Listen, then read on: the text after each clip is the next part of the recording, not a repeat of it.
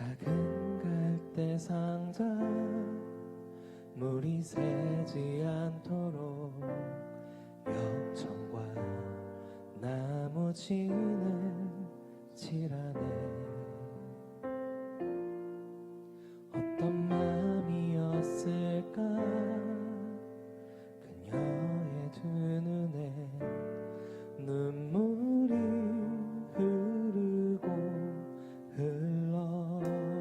동그란 눈으로 아무것도 보는 채 동그란 눈으로 우리 함께하고 있는 그 사람들이 날 보고 있는 아이와 주님, 내가 할 수 있는 것은 입을 맞추고 상자를 덮고 상자를 덮고 강가에 띄우며 간절히 주님, 그럴 때에도 기도했겠지. 나는 여전히 정처 없이 강물에 흔들흔들 흘러내려가는 그 상자를 보며 눈을 감아도 보이는 아이와 눈을 맞추며 주저앉아 눈물을 주님, 이렇게 고백하길 원합니다. 너의 삶의 참 주인, 너의 참 부모이신 하나님 그 손에 너의 삶을 맡긴다. 너의 삶의 참 주인, 너를 이끄시는 주 하나님 그 손에 너의 삶을 드린다. 주님, 날 보내주소서. 날 보내주소서. 무너진 그곳으로 날 보내주소서. 예수님 필요한 곳에 내가 가는 곳마다 주의 마음 가지고 주 사랑 전하도록 날 보내주소서. 주님, 무너진 그곳으로 날 보내주소서. 예수님 필요한 곳에 내가 가는 곳마다 주의 사랑 가지고 주 사랑 전하도록 너의 삶의 참 주인, 너의 참 부모이신 하나님 그 손에 너의 삶을 맡긴다. 너의 삶의 참 주인, 너를 이끄시는 주 하나님 그 손에 너의 삶을 드린다. 우리 이 시간 기도하기 원합니다. 주님, 내가 가는 그곳이, 주님, 내가 가는 그곳이 나만 가는 것이 아니라 함께 가는 신께 가볼 수도 없고. 전능하사 천지를 만드신 하나님 아버지를 내가 믿사오며 그 외아들 우리 주 예수 그리스도를 믿사오니 이는 성령으로 잉태하사 동정녀 마리아에게 나시고 본디오 빌라도에게 고난을 받으사 십자가에 못 박혀 죽으시고 장사한 지 사흘 만에 죽은 자 가운데서 다시 살아나시며 하늘에 오르사 전능하신 하나님 우편에 앉아 계시다가 저리로서 산자와 죽은 자를 심판하러 오시리라. 성령을 믿사오며 거룩한 공예와 성도가 서로 교통하는 것과 죄를 사하여 주시는 것과 몸이 다시 사는 것과 영원히 사는 것을 믿사옵나이다. 아멘.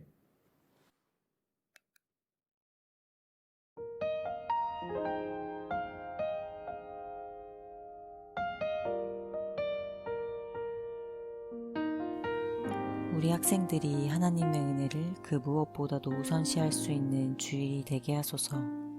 걱정과 두려움 속에 하루하루를 보내고 있지만 그럼에도 불구하고 예배함으로 기쁨을 맛보는 주의 사랑하는 자녀 되게 하소서. 이 상황을 놓고 노력하고 수고하는 선생님들에게 새 힘을 더하여 주시고 하나님께서 주시는 지혜와 능력으로 모든 것 잘 감당하게 하옵소서.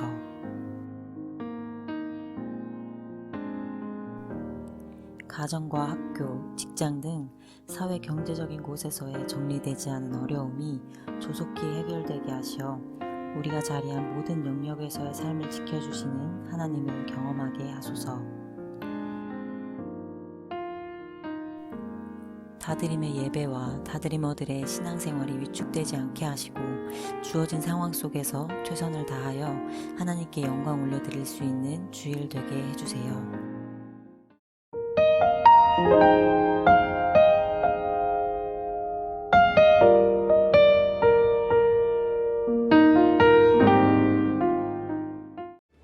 예수께서 성전에 들어가사 성전 안에서 매매하는 모든 사람들을 내쫓으시며 돈 바꾸는 사람들의 상과 비둘기 파는 사람들의 의자를 둘러엎으시고 그들에게 이르시되 기록된 바 내 집은 기도하는 집이라 일컬음을 받으리라 하였거늘 너희는 강도의 소굴을 만드는도다. 맹인과 저는 자들이 성전에서 예수께 나오매 고쳐주시니 대제사장들과 서기관들이 예수께서 하시는 이상한 일과 또 성전에서 소리질러 호산나 다윗의 자손이여 하는 어린이들 보고 노하여 예수께 말하되 그들이 하는 말을 듣느냐? 그렇다. 어린아기와 젖먹이들의 입에서 나오는 찬미를 온전하게 하셨나이다 함을 너희가 읽어본 일이 없느냐? 그들을 떠나 성 밖으로 베다니에 가서 거기서 유하시니라.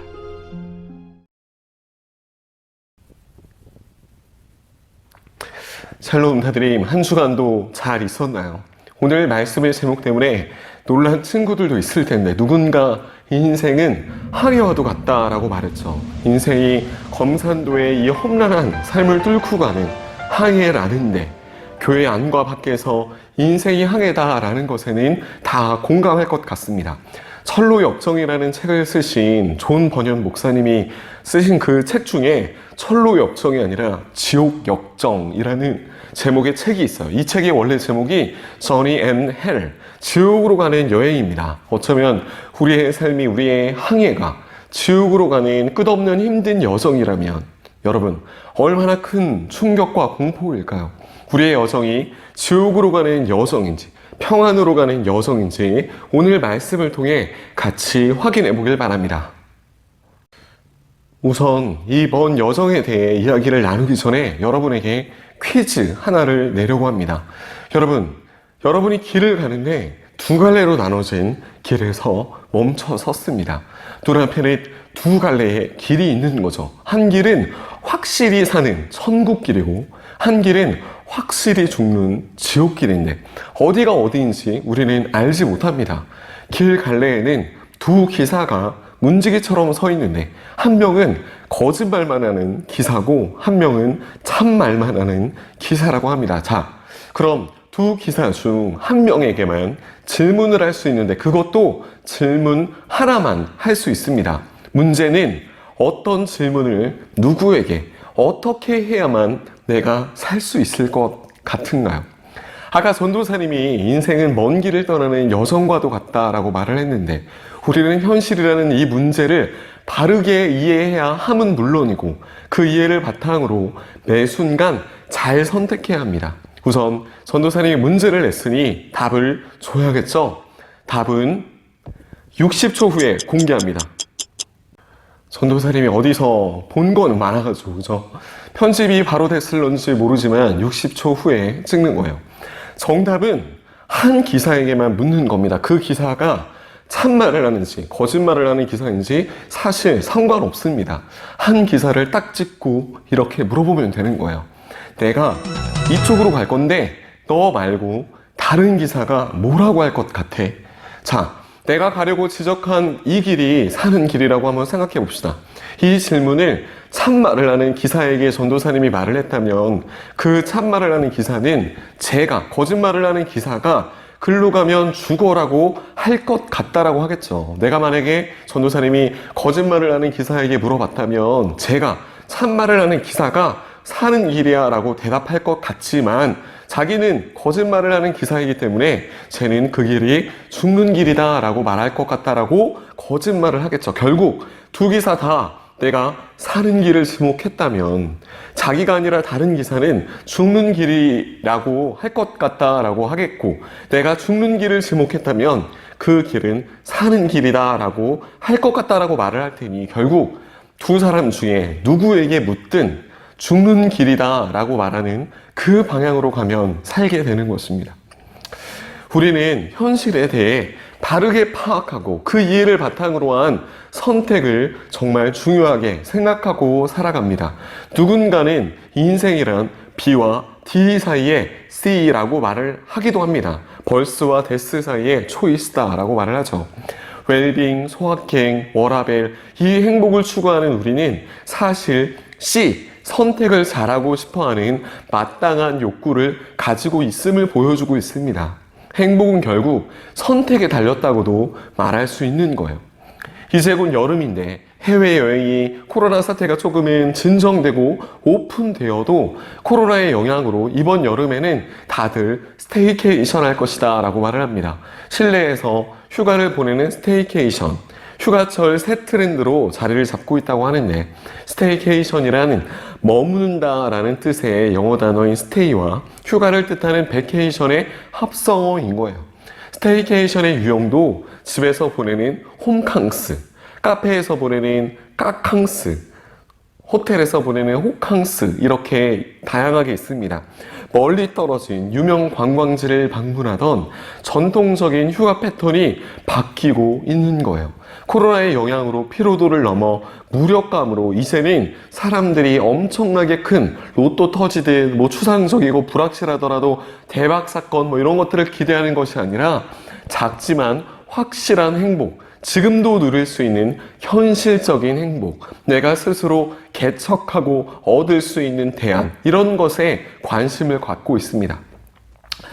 전도사님이 여러 번 언급했지만 하버드에서 행복의 조건을 조사한 조지 베일런트라는 교수는 7가지로 그 행복의 조건을 정리했는데, 교육, 연수, 안정된 결혼 생활, 금연, 운동, 그 알맞은 체중 등 언급을 많이 하지만 그 중에 첫 번째 조건이 없으면, 마지막 조건이 없으면 나머지 조건이 다 채워지더라도 행복할 수 없다라고 말을 했습니다. 그 첫 번째 조건, 마지막 마무리하는 그 조건이 바로 고난과 불행에 대응하는 성숙한 방어 기제, 어려움이 있을 때 그것을 이겨낼 수 있는 성숙한 메커니즘이 있느냐, 이것이 바로 행복의 조건이라는 거예요.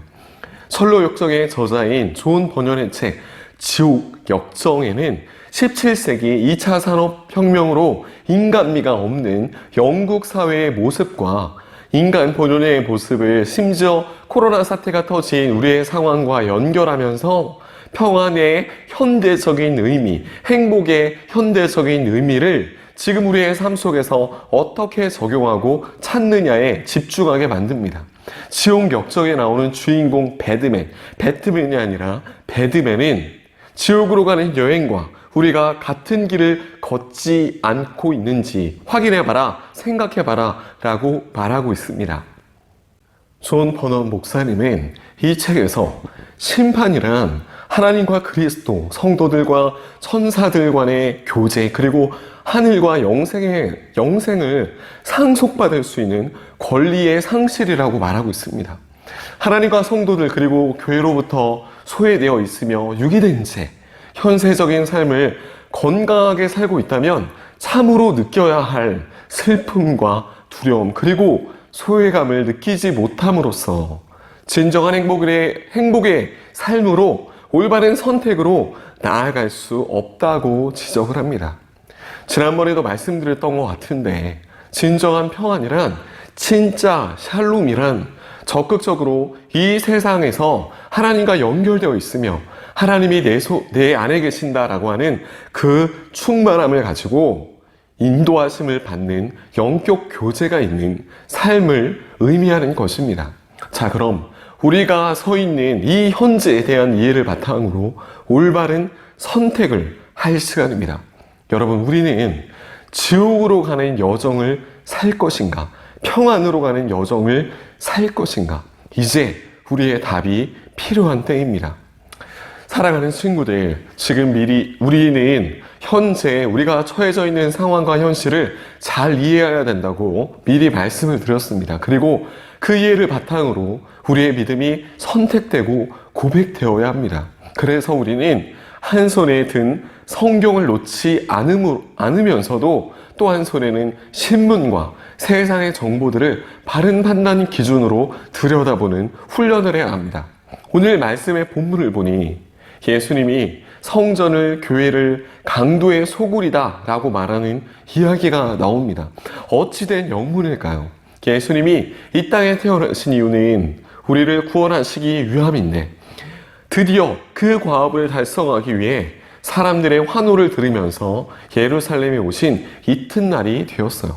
성전에 가보니 성전은 기도하는 집인데 사람들이 뭔가 사고 파는 시장처럼 되어 있었던 거예요. 바로 그에 대한 본문입니다.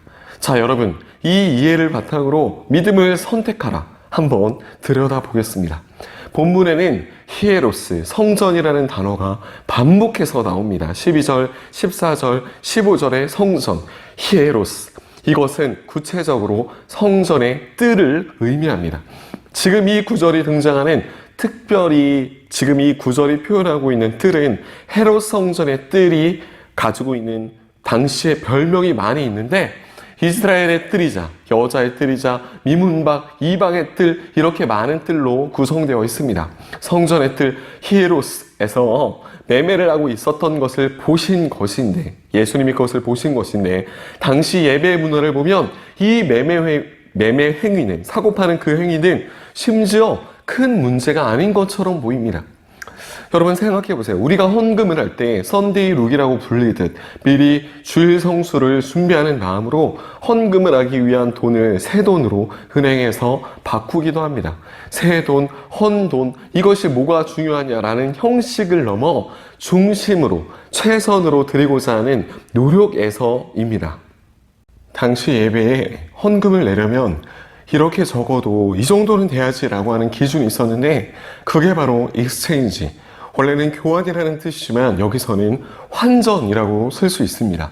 당시 헌금을 내려면 통용되는 화폐의 가치가 있었는데 이 로마 화폐를 이스라엘 화폐로 바꿔야 했던 거예요. 이 과정에서 환전을 해주는 곳이 필요하겠죠. 당시 이뜰 히메로스가 바로 환전을 해주는 곳이자 멀리 지방에서 헌금뿐 아니라 당시 제사를 드리고자 하는 사람들이 짐승을 멀리서 일일이 끌고 올 수 없으니까 짐승을 사고 파는 그런 곳의 서비스를 제공해 주는 곳이 필요했는데 이 매매가 왜 문제가 될까라는 생각이 드는 게 이 뜰이 바로 짐승을 사고 파는 곳이자 환전의 장소이기 때문입니다. 그런 배경이 있음에도 예수님은 왜 지금 분노를 하셨을까요? 자, 이 이해를 바탕으로 여러분들 한번 선택을 해봅시다. 13절에서 그들에게 이르시되 기록된 바 내 집은 기도하는 집이라 일컬음을 받으리라 하였거늘 너희는 강도의 소굴을 만드는도다 하시니라. 이사야 말씀을 보니 내가 곧 그들의 나의 성산으로 인도하여 기도하는 내 집에서 그들을 기쁘게 할 것이며 그들의 번제와 희생을 나의 제단에서 기꺼이 받게 되리니 이는 내 집은 만민이 기도하는 집이라 일컬음이 될 것입니다. 여러분, 만민의 기도하는 집, 생각해보면 예수님은 기도하는 이 집에서 단순히 매매를 했기 때문에 분노하셨다 이렇게도 볼 수 있습니다. 그런데 여기에는 더 깊숙이 들어가야 하는 이해가 우리에게 또한 요구됩니다. 이 만민 안에는 이방인도 들어있고 장애인도 들어있고 사회적인 약자가 들어있어요. 그런데 그들은 정작 예배를 할 수 없는 형편이었습니다. 이 부분에 대한 이해를 모두가 가지고 있었으나 아무도 언급하기 어려운 이 문제에 대해서 예수님은 지금 분노를 하고 계신 거예요. 또한 매매하는 일 때문에 분노하고 계신다라고도 볼 수 있습니다. 예전에는 매매를 하는 행위가 이스라엘 밖에서 행했던 일이에요. 그런데 헤롯 성전 안에 이방인의 뜰에서 지금 매매가 버젓이 성행하고 있습니다. 이 일이 가능한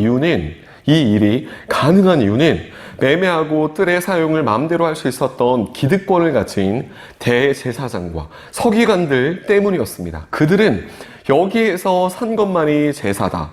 산 제사가 바로 여기에서만 가능한 것이다. 그러니 여기에서만 사야만 한다라고 했던 거예요. 누가복음 4장 18절에 주의 성령이 내게 임하였으니 이는 가난한 자에게는 복음을 전하게 하시려고 내게 기름을 부으시고 나를 보내사 포로된 자에게 자유를, 눈먼 자에게 다시 보게 함을 전파하며 눌린 자를 자유롭게 하고라고 말씀하십니다. 자, 여러분, 이 이해를 바탕으로 선택을 해보고자 합니다. 예수님이 화를 내고 계세요. 여러분은 예수님이 화를 내시는 이 이미지 혹시 이해가 되십니까? 예수님은 뭔가 정말 완벽한, 완전한 젠틀, 그 이미지 자체 아닙니까? 예수님은 하나님이십니다. 하나님은 약자와 가지지 못한 자에게 늘 관심이 많으세요. 그래서 우리는 하나님을 알면 알수록 약자가, 그리고 장애를 가진 사람이나 사회적인 억눌림이 있는 이 사람들이 하나님 나라의 전달자임을 느낄 수 있습니다. 심지어 누군가 저 사람이 장애를 가지고 태어난 것이 누구의 잘못입니까? 누구의 책임입니까? 라고 물었을 때 예수님은 누구의 잘못도 아니고 하나님의 영광을 위해 그렇다라고 하시면서 그 장애인과 약자를 통한, 그 약자와 장애인들을 통해 너희에게 무언가를 말씀하시고자 하는 하나님의 뜻이 있다라고 하신 것이죠. 그런 약한 사람들이 20장에 보니 다윗의 자손이여 부르면서 예수님을 찾았어요. 21장에 와서는 이 장면 전에, 여러분이 읽은 이 본문의 말씀 전에 나오는 씬이 뭐냐면 그 부른 사람을 고쳐주시고 나서 이렇게 뜰 안에서 매매하고 있는 사람들에게 호통을 치고 계시는 겁니다. 장애인, 어린아이, 그리고 차별받는 사람. 예수님은 이들을 하나님 나라의 전파자라고 생각하셨던 것 같습니다. 복음성가 찬양 중에 가사를 보면 내 손을 주께 높이 듭니다 라는 그 찬양이 나오는데 슬픔 대신 찬송을, 죄 대신 화관을 이라고 하는 가사가 나오죠. 우리가 이해를 바탕으로 선택을 할 때는 손을 높이 든다는 것을 우리가 명심을 해야 하는데, 손을 높이 든다, 이것은 항복해서 주님께 나온다는 단순한 뜻일까요? 여러분, 내가 손을 든다는 것의 전제가 하나 있습니다. 내가 항복한다, 다 잃고 힘들어서 약해서 우리 주님께 손을 든다라고 하는 겸손을 포방하는 그건 착각 말고 더 큰 전제가 하나 있습니다. 여러분, 그거 아십니까?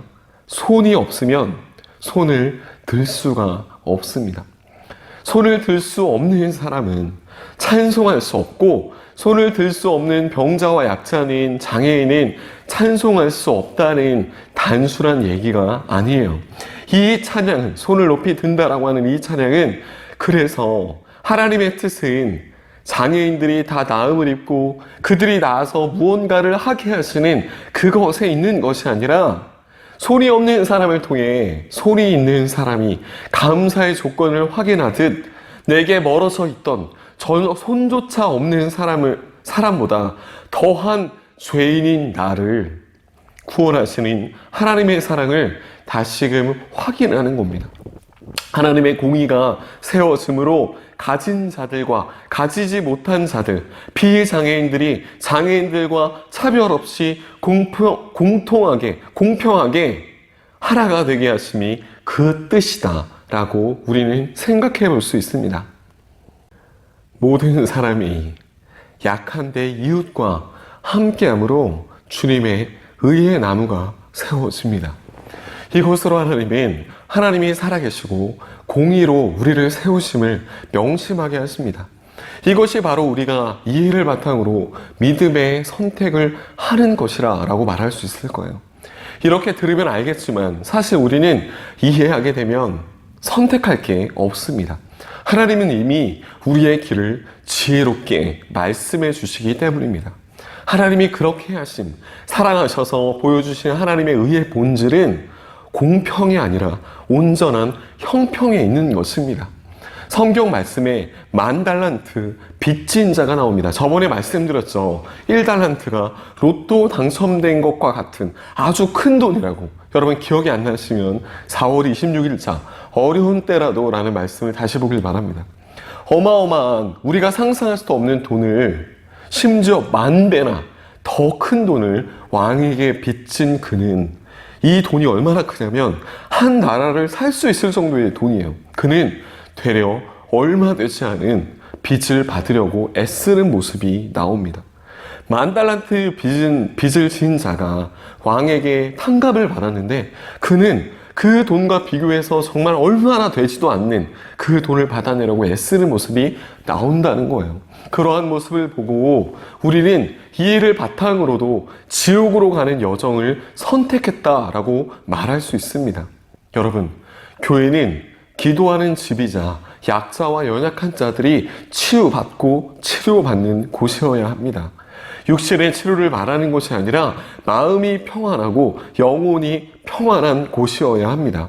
쿵푸팬더에 보면 이것을 inner peace라고 말하지만 가장 잘 어울리는 건 역시 여러분과 함께 나누길 원하는 인사, 샬롬이라고 말하고 싶습니다. 샬롬한 상태, 우리의 삶이 샬롬한 상태. 사람들은 흔히 5명이 모이면 꼭 문제아가 있다라고 말을 합니다. 그 중에 문제아가 있다. 여러분이 좋아하는 나루토에는 심지어 이런 장면도 나옵니다. 그리고 그 5명 안에 문제아가 안 보이면 그때는 내가 문제아다라고 하는 말도 있어요. 교회에 연약한 자가 보이지 않고 내가 누군가를 지금 돕지 않고 있다면 그것만으로 내가 이 일을 바탕으로 한다지만 지옥으로 가는 여정을 선택해서 그들의 자리를 소리는 우리 가진 자들이 빼앗고 있다라고 저는 감히 생각합니다. 연약한 자들은 알아서 생활해야지, 신앙생활도 알아서 잘해야지, 왜 그나마 잘하고 있는 나에게 그런 억압을 하고 있냐라고 할 수도 있습니다. 내가 가진 것으로 나 살기도 바쁘다고 할 수도 있습니다. 하지만 하나님은 예수 그리스도의 의의 나무를 심어 그것을 결코 그대로 나누질 않길 원하지 않으십니다. 우리는 언제고 선택을 해야 합니다. 하지만 그 선택 이전에 우리 안에 심어 놓으신 그 연약한 자들을 통해 누군가에게 차별이고 하나님의 그 사랑이 차별로 또한 보여질 수 있는 순간이 있다면 우리는 그 항해의 길에서, 우리의 인생의 항해의 길에서, 믿음의 항해의 길에서 다시 나침반을 꺼내 들어야 합니다. 그리고 우리가 가는 방향이 바른 방향인지 이미 내게 허락해 주신 그 부르심, 그 선택을 잘 맞춰봐야 합니다. 사랑하는 다드림 친구들, 우리가 나만의 예배를 드리면 어딘가에서는 소외되는 사람이 생깁니다. 그것이 강도의 소굴이 되어지는 길입니다. 그 길이 지옥으로 가는 여정입니다. 팀 켈러 목사님은 리더들을 교육할 때 이렇게 말하셨습니다. 성령의 역사 없이도 교회가 부흥될 수 있다. 수천 명이 모인다고 성령의 역사라고 생각하지 말라는 겁니다. 우리가 지금 이 사태를 이겨내고 또 나아진다고 해서 그 겉으로 드러나는 모습이 하나님의 역사가 아닐 수도 있습니다. 반대로 우리의 어려움 가운데 더 힘들어지고 더 두려워서 떤다고 그것이 하나님의 역사가 아니라고도 말할 수 없습니다. 사랑하는 다드림 친구들, 우리에게 하나님이 심겨놓으신 의의 나무가 있습니다. 너무 많이 있습니다. 그건 심지어 나일지도 모르겠습니다. 심지어 전도사님일지도 모르겠습니다. 예수님을 만나지 못했다는 사실이 있는 그 사람도 어쩌면 그러한 사람일지 모릅니다. 이 시간 이후 전도사님은 그리고 선생님들이 모든 다드림 친구들에게 여름 사역을 전달하며 두렵고 떨림으로 여러분에게 나아갈 것입니다. 여러분을 위해 세우신 저와 선생님들은 여러분을 이해하려고 다름질하고 있습니다. 하지만 이미 보여주신 선택이 우리 안에 있음을 믿습니다. 그리고 그 믿음으로 보고 있습니다. 말씀드렸듯이 우리는 언제고 선택을 하게 됩니다. 그 선택 가운데 우리 안에 심겨놓으신 그 연약한 자를 통한 우리의 삶의 길이 지옥으로 가는 길인지 샬롬으로 가는 길인지 우리는 다시금 확인해야 합니다. 다시 나침반을 꺼내 들어야 합니다. 사랑하는 다드림 친구들, 우리의 기준은 어디에 있나요? 그리고 우리가 지금 이 현실을 바라보고 있는 이해는 어떤 기준으로 하는 이해이고 그 이해를 바탕으로 우리가 선택을 한다면 어떤 선택을 할 수 있을까요? 세상의 그것과 비교해 우리가 가진 것은 상식의 영역으로 보자면 우리가 지금 가려고 하는 길은 꼭 지옥으로 가는 여정처럼 힘들게만 보입니다. 그 가운데서 여러분이 꼭 기억했으면 하는 한 가지가 있습니다. 떨리는 나침반이라고 하는 시가 있습니다. 그 내용은 이렇습니다. 북극을 가리키는 나침반은 무엇이 두려운지 항상 바늘 끝을 떨고 있습니다. 여인 바늘 끝이 떨고 있는 한 바늘이 가리키는 방향을 믿어도 좋습니다. 만일 바늘 끝이 전율을 멈추고 어느 한쪽을 고정하게 될 때 우리는 그것을 버려야 합니다. 이미 그것은 나침반이 아니기 때문입니다. 바른 방향인지 이미 내게 허락해 주신 그 부르심, 그 선택을 우리가 잘 맞추길 바랍니다. 우리는 단지 두렵고 떨림으로 우리의 이해를 바탕으로 하더라도 두렵고 떨림으로 선택하며 나아갈 뿐입니다.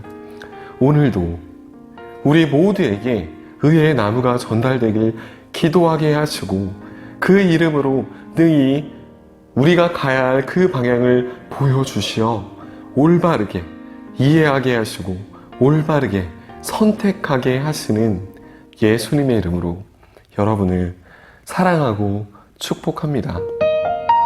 아멘.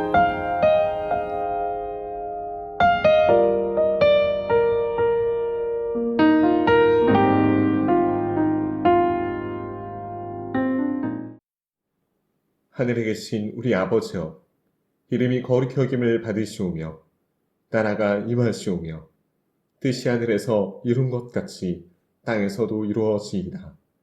오늘날 우리에게 일용할 양식을 주옵시고 우리가 우리에게 죄 지은 자를 사하여 준 것 같이 우리 죄를 사하여 주옵시고 우리를 시험에 들게 하지 마옵시고 다만 악에서 구하옵소서.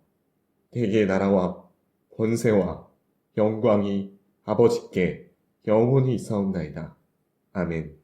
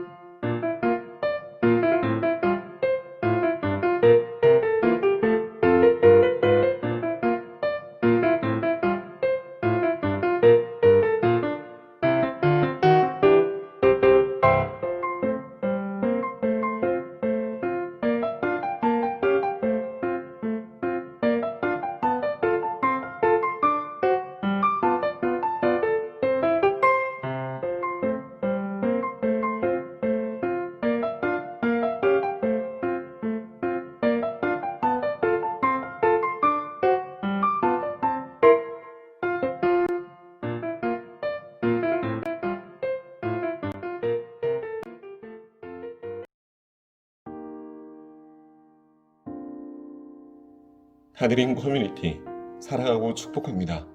다드림에서는 이 주간을 특별 신방 기간으로 잡고 여러분을 찾아갑니다. 그리고 이후 찾아올 것 같지 않았던 2020 여름방학이 시작됩니다. 여름방학에 교회 여름사역은 계획 단계부터 현재의 상황을 보자면 우려스러운 부분이 있습니다. 그럼에도 불구하고 우리는 한 영혼이 천하보다 귀하다는 마음으로 여러분을 향한 최선을 멈추지 않을 것이고 허락하신 귀한 가치가 전면적으로 투입될 것입니다. 그렇게 우리는 기대하고 기도하며 나아갑니다. 이에 따라 다드림 식구들은 우리의 2020 여름을 기대하는 휴가보다 방향에 집중했으면 하는 바람을 전합니다. 우리는 2020 여름 사역의 목표를 다시 예전으로의 돌아감이 아니라 쉬이 잦아들지 않는 우리의 상황 속에서도 앞으로 우리가 찾아야 하고 꿈꿔야 할 가능성을 발견하는 데 둘 것입니다.